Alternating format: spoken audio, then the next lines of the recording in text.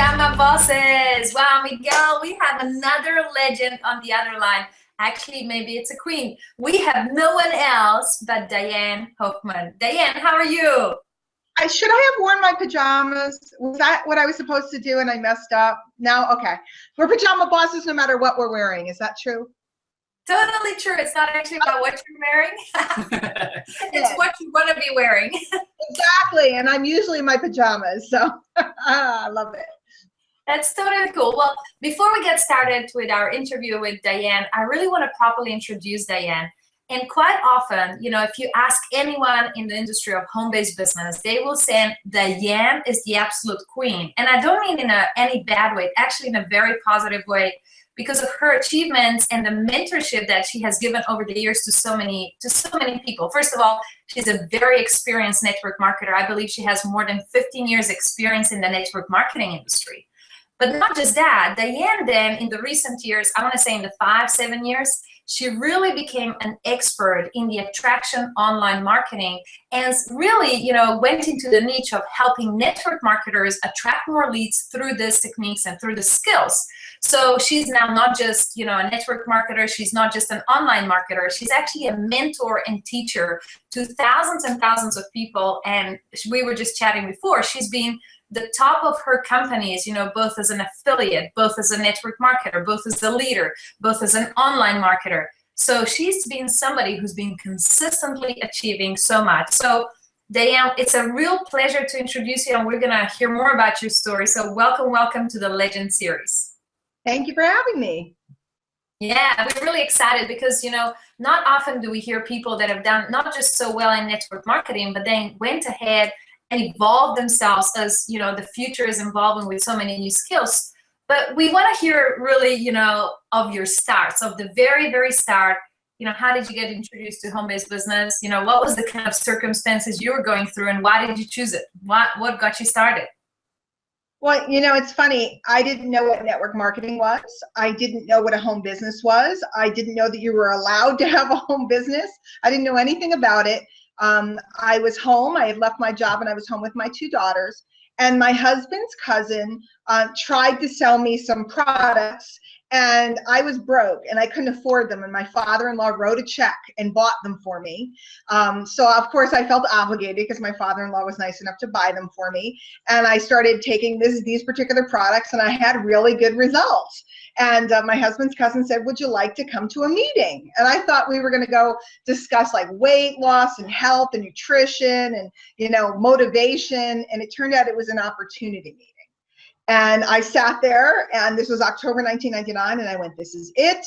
I'm going to solve our problem. We had $40,000 in credit card debt I had run up while being home, not working anymore. I'm going to solve health issues. I'm going to solve all of these things.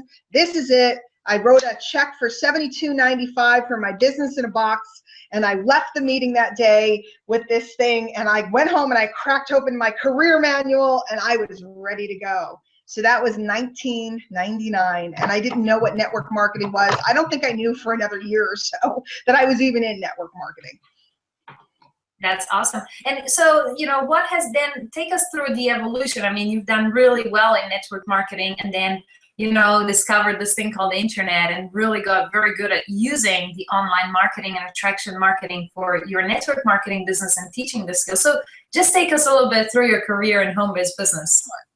Sure. Well, you know, I did all the traditional stuff. I made my list. I had my home party. I did very well, made retail profit, recruited some people, all that good stuff. And then Christmas came and people kind of, you know, trickled off. And then I decided I was going to prospect cold leads, and I decided I was going to call people, and I did all of it.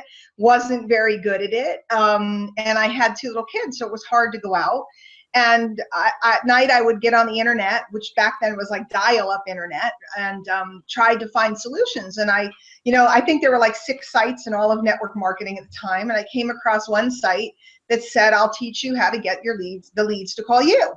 And I said, that would be really awesome, because if people called me instead of me having to try to sort through them, that would be really terrific. So I rolled some quarters. You change to buy this course because I was really on a budget. I was making money, but all the money was being used to pay off the debt. And I sent a money order off to a complete and total stranger and waited by my mailbox every day and hoped that this course would show up, which it did. I read the course. It was a lot of gobbledygook to me. It didn't make any sense. It was about ebooks and making tapes and products. And I said, I don't understand any of this, but I did understand the concept.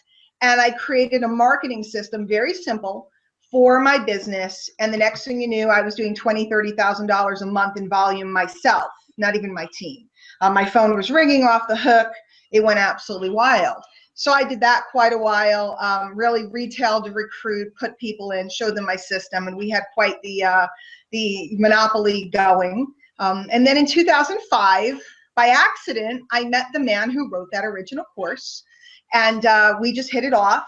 And I started kind of like hanging out with him, and right then was when blogs were being born, when video was being born in 2006, YouTube came about. I mean, we take for granted things like we have right now with a Google Hangout or conference calls or all the things we have today. We didn't have that, a few years ago. And all of a sudden, I started using all the media, started to just share my story, all our basic fundamentals, but started to share my story on video, in writing, putting it all over via social media and what we called Web 2.0. And the next thing, my phone was ringing off the hook again. Everybody wanted me to come train and teach and show them how I was doing it, because people were calling me and chasing after me instead of me having to chase people. And so ever since then, it's been pretty neat, because I've had a lot of incredible opportunities, both inside of network marketing and in affiliate marketing. And it's been amazing because of the communication capacity that we have today, that we didn't have just a few years ago. This is a great time and a great place right now for people to really harness this. It is, and it's exactly what you're saying, Diane. What I can see, and the thing is that over this time that we've been interviewing, legends like yourself, and network marketing, internet marketing, attraction marketing, what we can see is that you all are very determined, right, to make it happen. So you go through everything you need to go through until it happens. So I'm just trying to think, for somebody that is watching, always we think about people that is watching this and how we can kind of help and inspire them. If you were to tell them and give them some small piece of advice, and going back to when you started, what would be that one quality or that one thing that they would need to have if somebody got started today? And you know how it is, the internet marketing or the online social media today, it kind of be sometimes a little bit confusing. What would be the thing that's the one advice that you would give them? It's to locate somebody that is doing what you want to be doing, living the type of lifestyle that you want. And what you want to do is follow them and get instruction from them, whether that's an upline team member or a particular mentor you select. And what you want to do is keep doing what they're doing until you master the skill set. Then once you've mastered one skill set, if you should decide you'd like to expand into another, then you go do the same thing. Find a person who's very good at it, lock in with them, follow them until you've mastered the skill set. How do we know we've mastered it? We're making income, we're making revenue, and that revenue is being derived from the skill set that we've attempted to learn. A lot of people think they know how to do something. The scorecard says 0, you don't know how to do it, okay? So for me, I had several stages in my career. Each one of them, I plugged in to a mentorship, either a person or a lineage, where I did what they did. I worked like they worked. I followed their direction. Once I had it down and I knew what I was doing, then, I think most of the time the next skill set kind of shows up for you. I don't know that you need to look for it. I think it usually shows up. A new mentor or a new medium comes out. For example, using Google Hangouts or webinars, we didn't have them before. Then they showed up. So if you're a good communicator and you learn to communicate first, accessing that next skill becomes easier and easier and easier. It's just like advertising. If you advertise in one medium, it becomes easy in the next medium. Prospecting. If you prospect offline, you're going to know how to prospect online. All of that. It's a skill set that they build one upon another. So what you don't want to do is jump around and keep going. It doesn't work. Oh, it's been 2 weeks. It doesn't work. And then move to the next thing. It's a recipe for disaster.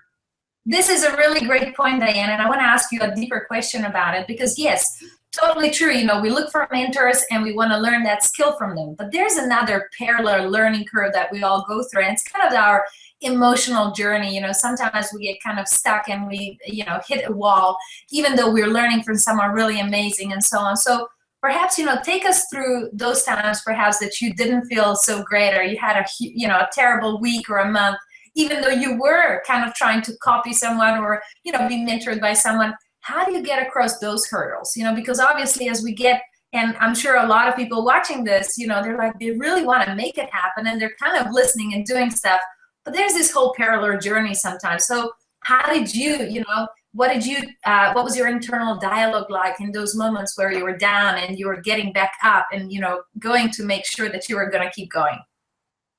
Well, there's a couple things. One, my internal dialogue was absolutely terrible.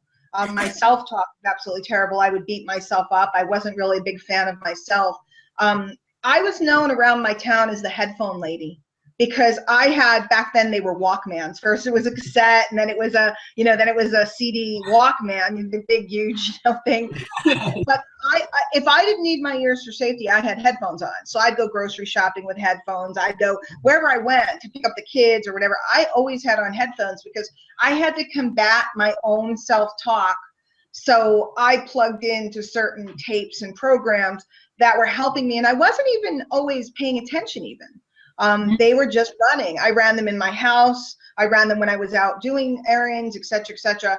They were just there. And what happens is it just goes in and it starts to come out. It goes in your ears and it starts to come out your mouth. And then you're like, who was that? You know, who was that said that? That was Jim Rohn. How did he get in me? You know?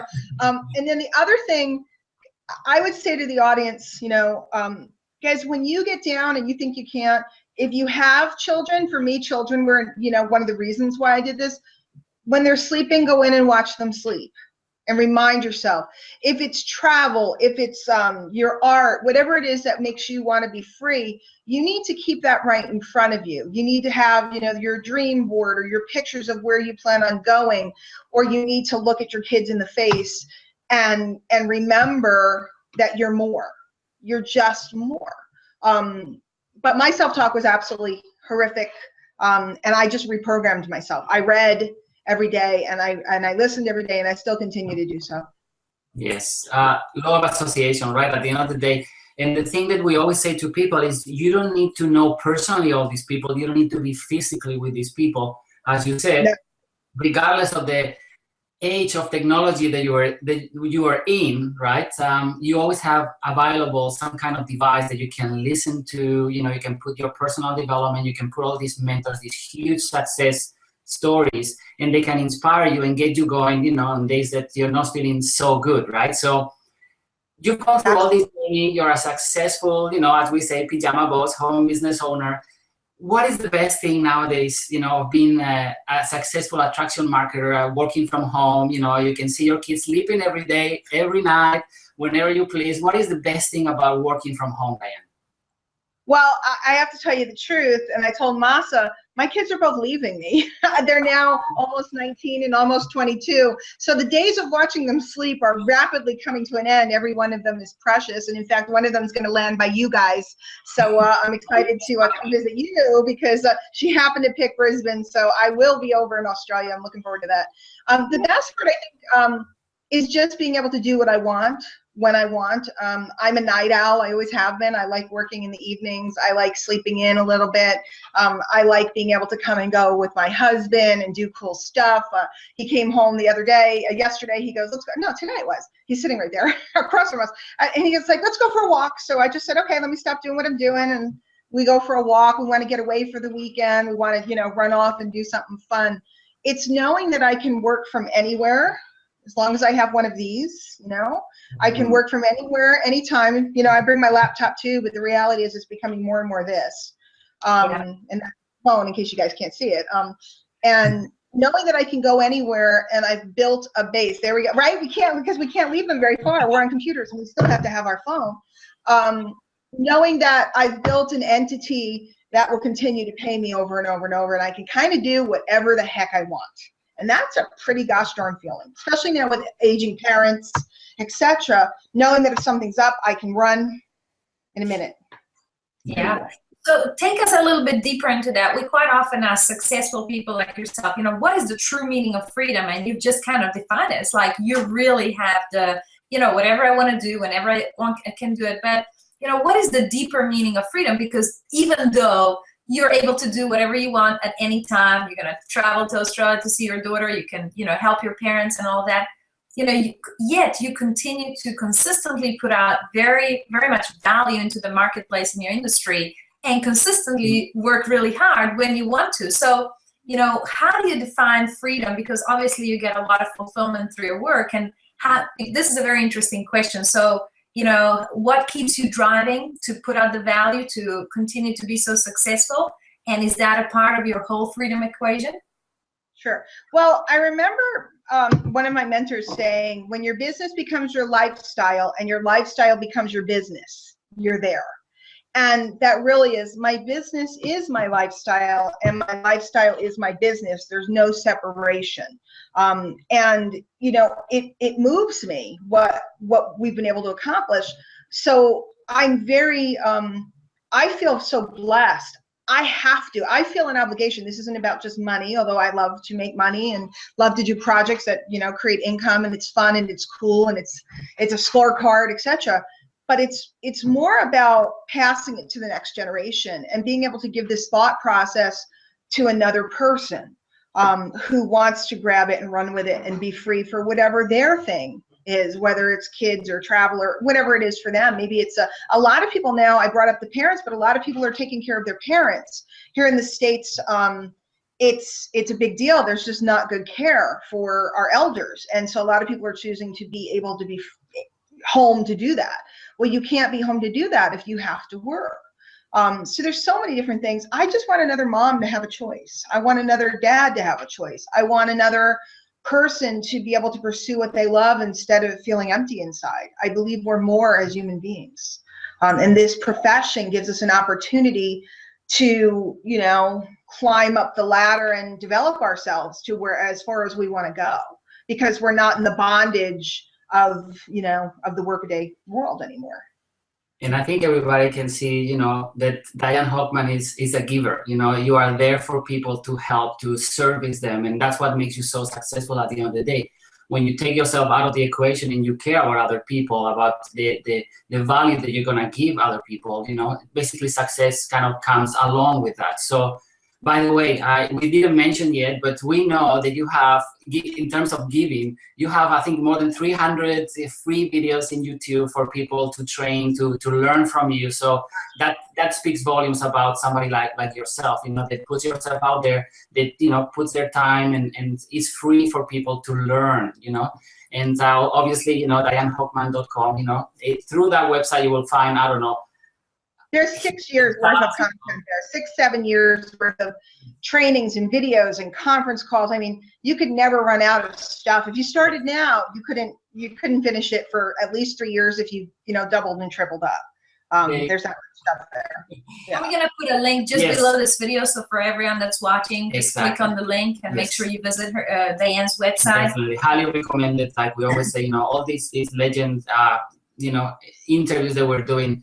Definitely, all of them highly recommend, especially, yourself, Diane, because, at the end of the day, if there is a queen of attraction marketing, this is it, we have it, we have you in front of us today. So now, pretty much everything, so you have a question, sorry. We get really excited when we talk about it.